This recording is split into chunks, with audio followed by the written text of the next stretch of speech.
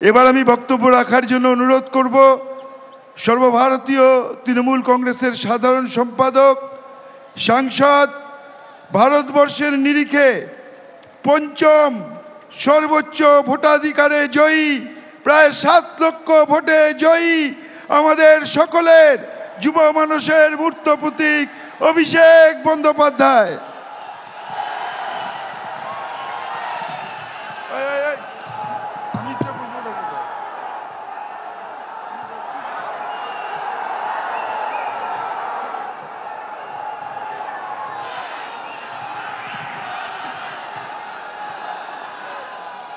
জয় বাংলা, জয় বাংলা। দুহাত তুলে বলুন, আকাশ বাতাস কাঁপিয়ে, জয় বাংলা, জয় বাংলা, জয় বাংলা, জয় বাংলা, জয় বাংলা।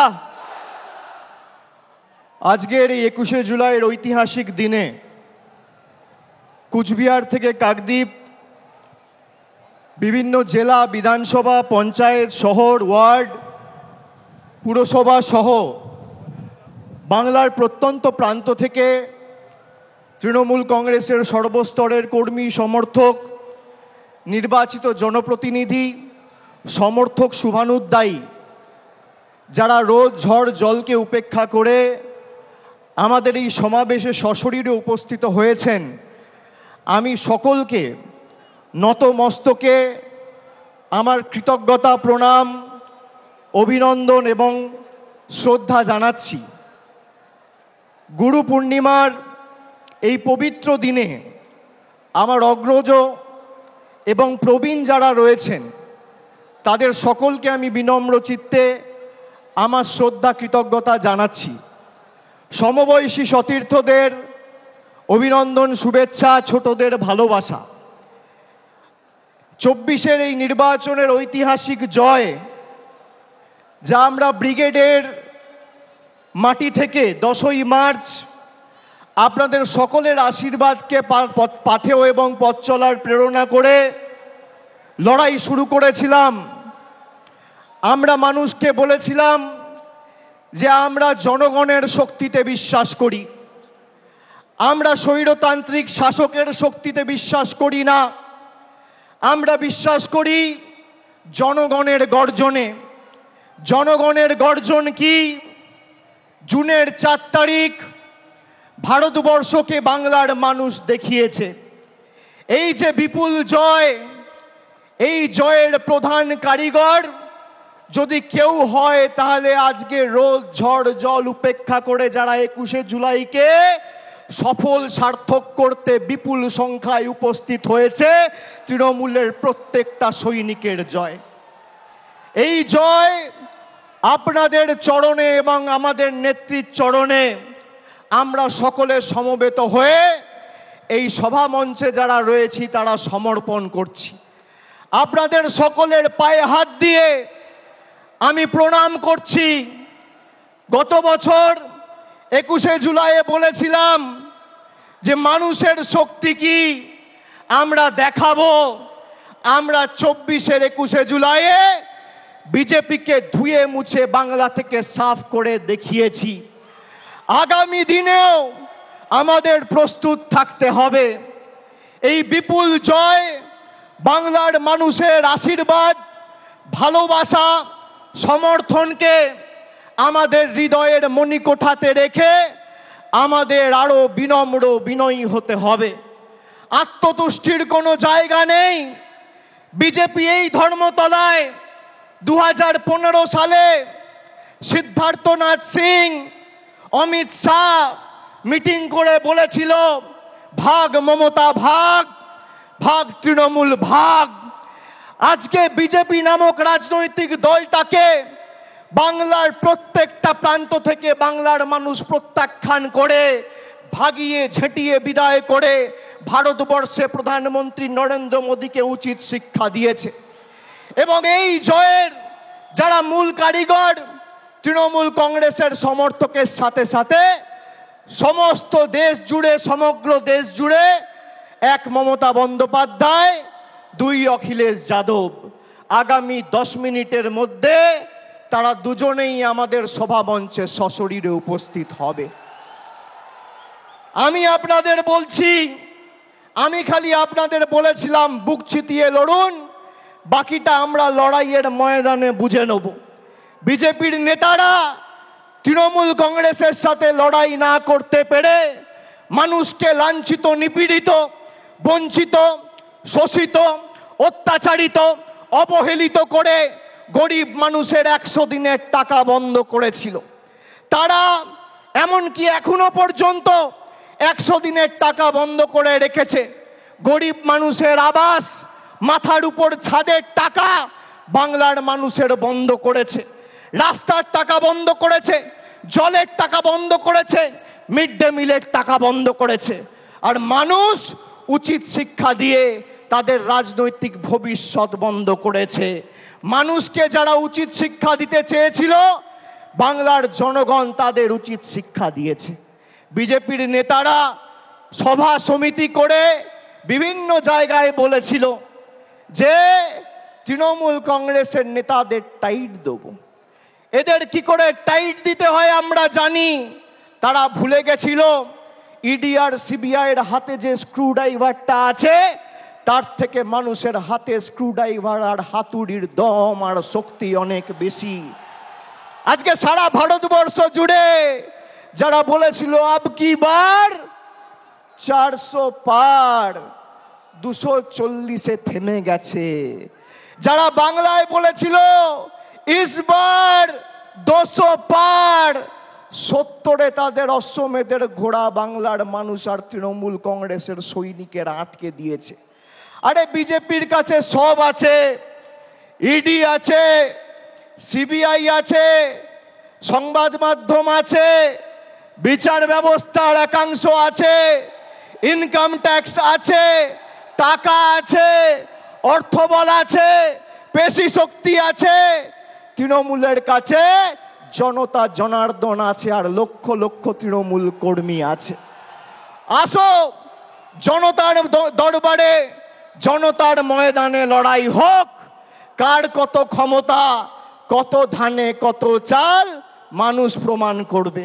2014-এ কেন্দ্রে ক্ষমতায় আসার পর থেকে 10 বছর ধরে ইডি, সিবিআই, বিচার ব্যবস্থার একাংশ সংবাদ মাধ্যমকে ব্যবহার করে তৃণমূলকে ছোট করতে গিয়ে এরা বাংলাকে ছোট করেছে।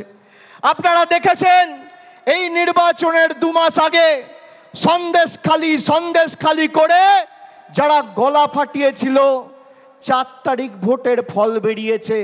আজকে 21শে জুলাই, প্রায় 50 দিন পার হতে চলেছে। সেই সন্দেশখালি যাকে বিজেপি হাতিয়ার করে সারা দেশের কাছে বাংলাকে ছোট করেছিল, সেই সন্দেশখালি যেই লোকসভা আসনের অধীনে, সেই বসিরহাট লোকসভা থেকে 3,50,000-এর বেশি ব্যবধানে তৃণমূল কংগ্রেস জিতেছে। আমি ধন্যবাদ জানাই আপনাদের সাথে সাথে আমাকে যারা নির্বাচিত করেছে এই সভা থেকে। আমি ডায়মন্ড হারবারের প্রত্যেক মা, বোন, ভাইদের, যারা বাংলার মধ্যে সর্বোচ্চ ভোটে তৃণমূলের প্রার্থী মমতা বন্দ্যোপাধ্যায়ের প্রার্থী জোড়া ফুলের প্রার্থীকে জিতিয়ে নতুন অধ্যায় সৃষ্টি করেছে, যারা বলেছিল এবার তৃণমূল কংগ্রেস ডায়মন্ড হারবার থেকে 3 নম্বর হবে, তাদের বাড়া ভাতে ছাই দিয়ে আপনারা 7,10,900 ভোটে আমাকে ডায়মন্ড হারবার থেকে জিতিয়েছেন। আমি কৃতজ্ঞ আপনাদের কাছে। আমি আপনাদের বলতে চাই, এই লড়াই থেকে তৃণমূল কংগ্রেস 1 ছটাক জায়গা থেকে সরে আসেনি এবং 1 ইঞ্চি জমি ছাড়বে না। আগামী দিনের লড়াই আরো বৃহত্তর। আমাদের 26-এর জন্য এখন থেকে প্রস্তুতি নিতে হবে। পুরসভায় যারা দায়িত্বে আছেন, পঞ্চায়েতে যারা দায়িত্বে আছেন, তাদের কর্মীদের কথা ভাবতে হবে, নিজের কথা ভাবলে চলবে না। আমি আপনাদের বলছি, আমি বিভিন্ন জায়গায় পর্যালোচনা বৈঠক করতে নির্বাচনের সময় তার আগে গেছি। আমি বলেছি যে দল কিন্তু ফলের পর কার কি ভূমিকা ছিল সেটা খতিয়ে দেখবে, পর্যালোচনা করে দেখবে। পুরসভার নির্বাচনে আমি পুরসভার কাউন্সিলরের টিকিট পাবো, আমার ওয়ার্ড থেকে আমি জিতবো, আর লোকসভা বিধানসভায় দল প্রত্যাশিত আর আশানুরূপ ফল করবে না, আপনার বিরুদ্ধে দল ব্যবস্থা নেবে, যত বড় নেতার ছত্রছায়ায় আপনি থাকুন। পঞ্চায়েতে আপনি টিকিট পাবেন, আপনি গ্রাম পঞ্চায়েতের প্রধান, উপপ্রধান, আপনি আপনার ভোটে জিতবেন। বিধানসভা লোকসভায় আপনি ভাববেন মমতা ব্যানার্জি এসে একটা মিটিং করবে, অভিষেক ব্যানার্জি এসে একটা মিটিং করবে, প্রার্থী জিতবে। গায়ে গতরে আপনি যে পরিশ্রম আপনার নির্বাচনে করেন, সেই পরিশ্রম প্রত্যেকটা নির্বাচনে করতে হবে। তার কারণ এই লড়াই শুধু মমতা বন্দ্যোপাধ্যায়ের আর তৃণমূল সৈনিকদের নয়, এটা বাংলার 10 কোটি মানুষের সম্মানের লড়াই।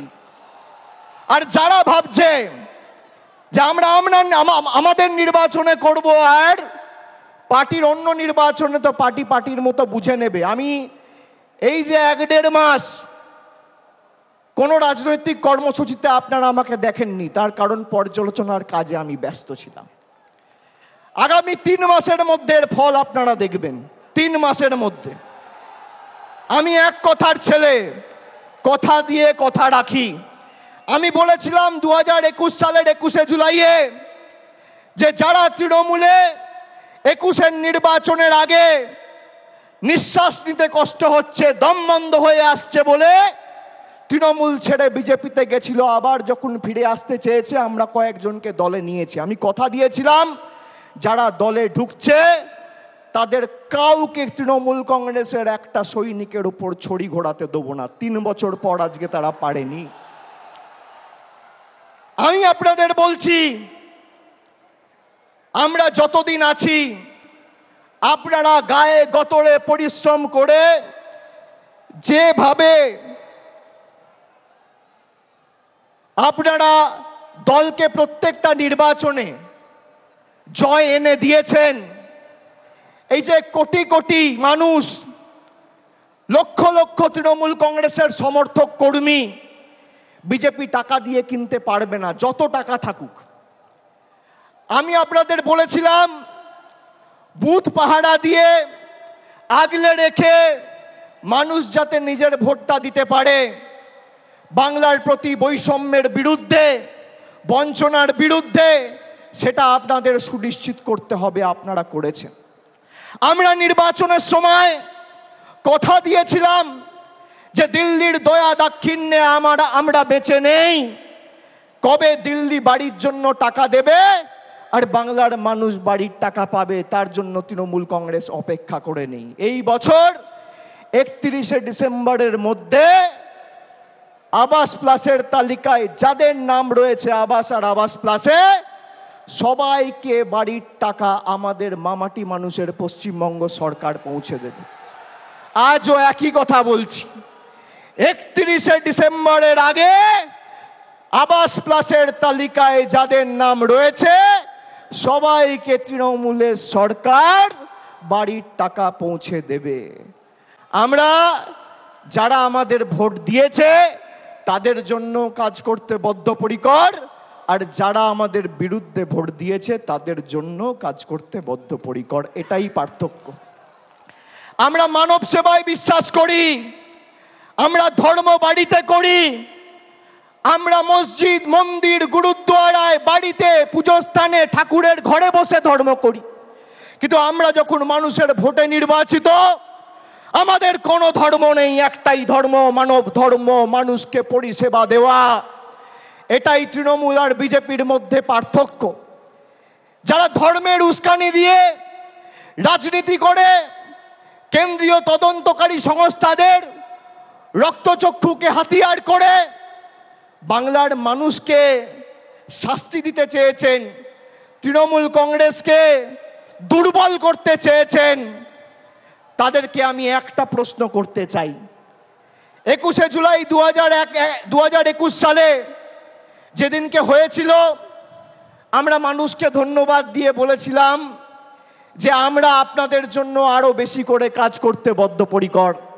তার 1 বছর পরে 21শে জুলাই 2022 সালে 21শে জুলাই যেদিন হয়েছিল তার পরের দিন পার্থ চ্যাটার্জির বাড়িতে ইডি রেড করে তাকে গ্রেপ্তার করে। যদি কেউ দোষ করে তার বিরুদ্ধে ব্যবস্থা হোক। আমরা কোনো দোষকে, কোনো অন্যায়কে প্রশ্রয় দিই না।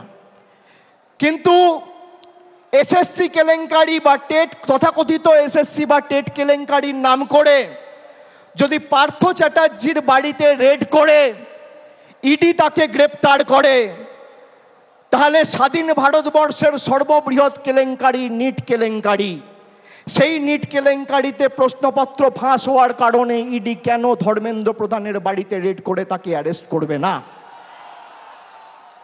কেন এই রাজনৈতিক পক্ষপাত, দুষ্ট আচরণ, কেন এই দ্বিচারিতা? আমাদের শপথ নিতে হবে। এবার তো আমরা 29টা আসনে জিতেছি, আর 3টে আসন, একদিকে বালুরঘাট, একদিকে বিষ্ণুপুর, আর একদিকে পুরুলিয়া, 15-16 হাজারের ব্যবধানের নিচে আমরা 3টে আসন হেরেছি। আর রাজ্যসভায় আমাদের 13 জন সাংসদ আছে। তাহলে কত হলো? লোকসভায় 29 আর রাজ্যসভায় 13, 29 আর 13 42। আপনারা গর্বিত হবেন শুনলে, গর্ব অনুভব করবেন। রাজ্যসভা লোকসভা মেলালে ভারতবর্ষের 3য় রাজনৈতিক বৃহত্তর দলের নাম তৃণমূল কংগ্রেস। যারা বলেছিল তৃণমূলকে প্রাক্তন করব, জেলে ঢুকিয়ে দেবো, হাওয়া করে দেবো, সাফ করে দেবো, তারা আজকে নিজেরাই সাফ, নিজেরাই সাফ। আমি আপনাদের বলছি, আমি বারবার যেখানে সভা সমিতি করতে গেছি লোকসভার আগে, আমি বলেছি আমি মানুষের চোখের মুখের ভাষা বুঝি। এই যে বেলা 12টা, এখন কটা বাজে? 1টা। যারা 1টার সময় সভায় আসে, কারোর হাতে ছাতা নেই, কেউ মাথায় গামছা, কেউ রুমাল, কেউ টুপি, মাথায় ঢাকা দিয়ে বৃষ্টি ঝড় জল উপেক্ষা করে যারা আসে, তারা সিদ্ধান্ত নিয়ে আসে যে আজীবন তৃণমূল কংগ্রেসের সাথে থাকবো, বাংলার লড়াইয়ের সাথে থাকবো। তারা বক্তব্য শুনতে আসে না। আমরা ব্রিগেড করেছিলাম 10 দিনের ব্যবধানে। ফেব্রুয়ারির 27 না 28 তারিখ আমরাও ঘোষণা করেছিলাম, আর মার্চের 10 তারিখ আমরা ব্রিগেড করেছিলাম। একেবারে 42 জন প্রার্থীর নাম ঘোষণা করেছিলাম। আর বিজেপির তো প্রার্থী ঘোষণা করতেই লেজে গোবরে হতে হয়েছে। আমরা এক জায়গা থেকে 42 জন প্রার্থীকে দাঁড় করিয়ে মানুষের আশীর্বাদ চেয়েছি। আমরা বারে বারে বলেছি আমাদের কোনো দম্ভ, ঔদ্ধত্য, অহংকার নেই। আমাকে যদি মাথা নত করতে হয়, আমি মানুষের কাছে করব, খেটে খাওয়া শ্রমিকের কাছে করব, ছাত্র যুবর কাছে করব, মায়েদের কাছে করব, বোনেদের কাছে করব, 10 কোটি বঙ্গবাসীর কাছে করব। আমি বিজেপির স্বৈরাচারীদের কাছে মাথা নত করব না। এত চেষ্টা করেছে আমাকে আমার বয়স্ক মা, বাবা, স্ত্রী, ছোট্ট পুত্র, কন্যা, সন্তান, কাউকে ছাড়েনি হেনস্থা করতে। আমি বলেছি গলা কেটে দিলেও জয় বাংলা বলবো, গলা কেটে দিলেও তৃণমূল কংগ্রেস জিন্দাবাদ বলবো। আমরা অন্য ধাতুতে তৈরি। তৃণমূল কংগ্রেস বিশুদ্ধ লোহা, সেই লোহাকে যত পোড়াবে, যত তাতাবে, সেই লোহা তত বলিষ্ঠ, শক্তিশালী, তেজি হবে। প্রয়োজনে দেব মোরা 1 নদী রক্ত, হোক না পথের বাঁধা প্রস্তুর শক্ত। অবিরাম লড়াইয়ের চির সংঘর্ষে আজকে স্বৈরাচারীদের পাহাড় টলছে, জনতার সংগ্রাম চলছে। আমরা শপথ নিয়েছিলাম যারা বাংলাকে ভাতে মারার, পেটে মারার ষড়যন্ত্র করেছে, শরীরের শেষ রক্তবিন্দু পর্যন্ত, তাদের উচিত শিক্ষা দিয়ে বাংলার মানুষের সমর্থনকে পাথেয় করে এই লড়াইয়ের শেষ দিকে ছাড়ব। আমরা কথা রাখতে পেরেছি। বাংলার মানুষের কাছে আমরা কৃতজ্ঞ, বাংলার মানুষের কাছে আমরা ঋণী। কিন্তু আগামীর লড়াই যদি আমরা ভেবে থাকি যে আগামীর লড়াইয়েও আমরা জিতব, তাহলে আত্মতুষ্টির কোনো জায়গা নেই। আমরা জিতব, কিন্তু এই জিত যেন 2016 থেকেও বড় হয়, 2021 থেকেও বড় হয়, 2024-এর থেকেও বড় হয়। এই আমাদের শপথ নিয়ে আজকে 21শে জুলাইয়ের মঞ্চ থেকে ফিরতে হবে। আমাদের নেত্রী আসবেন, মমতা বন্দ্যোপাধ্যায় বক্তব্য রাখবেন, তার কথা আমরা শুনব, মননে গ্রহণ করব, বাস্তবে রূপায়ণ করব, কিন্তু শৃঙ্খলা পরায়ণ আমাদের হতে হবে। আমি মনে করি তৃণমূলের কর্মীরাই তৃণমূলের শক্তি। যারা নতুন তৃণমূলে এসছেন তাদেরকে তৃণমূলের সংগ্রাম, নেত্রীর লড়াই, 21শে জুলাইয়ের ইতিহাস সম্পর্কে জানতে হবে। আর পুরনোরা যারা আছেন তাদেরকেও নতুনকে সাথে নিয়ে আগামী দিন দলকে আরো শক্তিশালী করার জন্য মাঠে নেমে লড়াই করতে হবে। সামঞ্জস্য রেখে করতে হবে। পুরনোদের অভিজ্ঞতা আর নতুনদের উৎসাহ উদ্দীপনা দুটোই তৃণমূলের একই বৃন্তে দুটো কুসুম। একই বৃন্তে দুটি কুসুম, হিন্দু মুসলমান, একটি তার নয়নমণি আর একটি তার প্রাণ।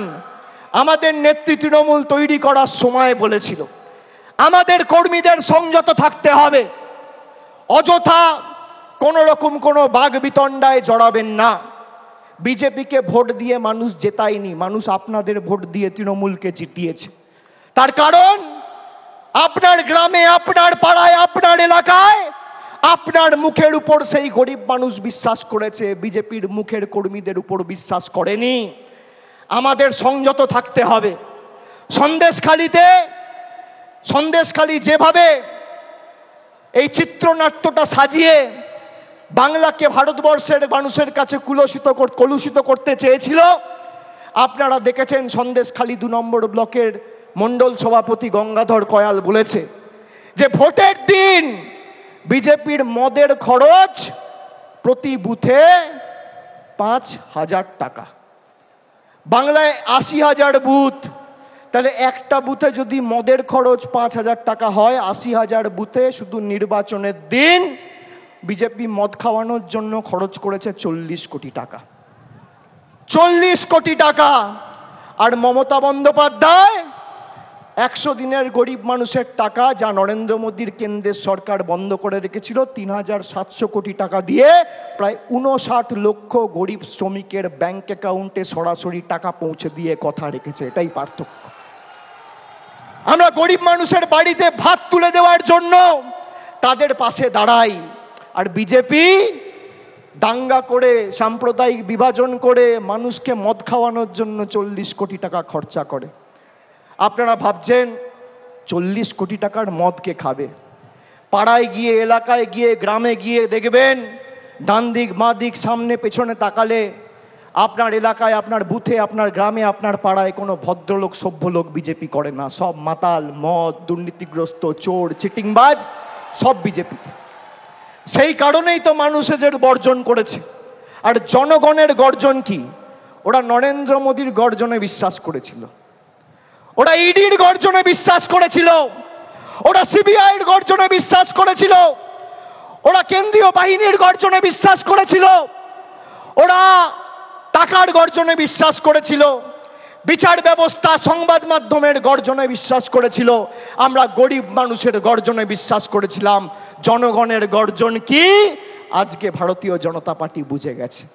আর আমি আর একবার তৃণমূল কংগ্রেসের সর্বভারতীয় সাধারণ সম্পাদক হিসেবে আপনাদের কথা দিচ্ছি যে যারা এই নির্বাচনে পঞ্চায়েত বা কাউন্সিলর বা মিউনিসিপ্যালিটি চেয়ারম্যান, ভাইস চেয়ারম্যান থেকেও মানুষকে বোঝাতে অক্ষম হয়েছেন, বা তাদের নির্দিষ্ট এলাকা থেকে প্রত্যাশিত বা আশানুরূপ ফল হয়নি, একইভাবে আমরা টাউন সভাপতির বিরুদ্ধেও ব্যবস্থা নেব, মিউনিসিপ্যালিটি চেয়ারম্যানের বিরুদ্ধেও ব্যবস্থা নেব।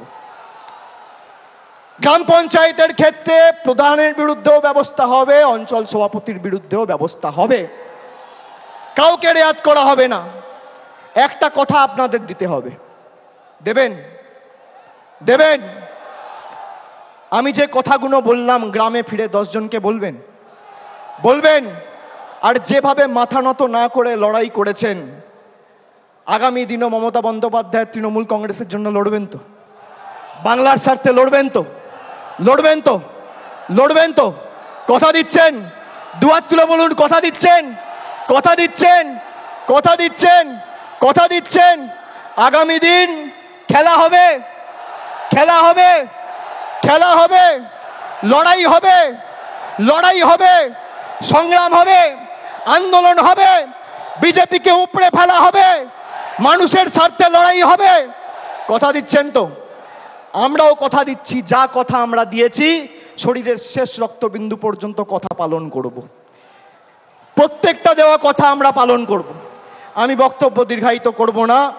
আমাদের নেত্রী বেরিয়ে পড়েছেন, 2-4 মিনিটের মধ্যেই আমাদের সভাস্থলে উপস্থিত হবেন। আমি সকলকে আরেকবার ধন্যবাদ, কৃতজ্ঞতা, নতমস্তকে প্রণাম, সালাম, অভিজ্ঞতা, অভিনন্দন, জোহার জানিয়ে আমার বক্তব্য শেষ করছি। জয় হিন্দ, বন্দে মাতরম, জয় বাংলা। অসংখ্য ধন্যবাদ সর্বভারতীয় সাধারণ সম্পাদক সাংসদ অভিষেক বন্দ্যোপাধ্যায়কে।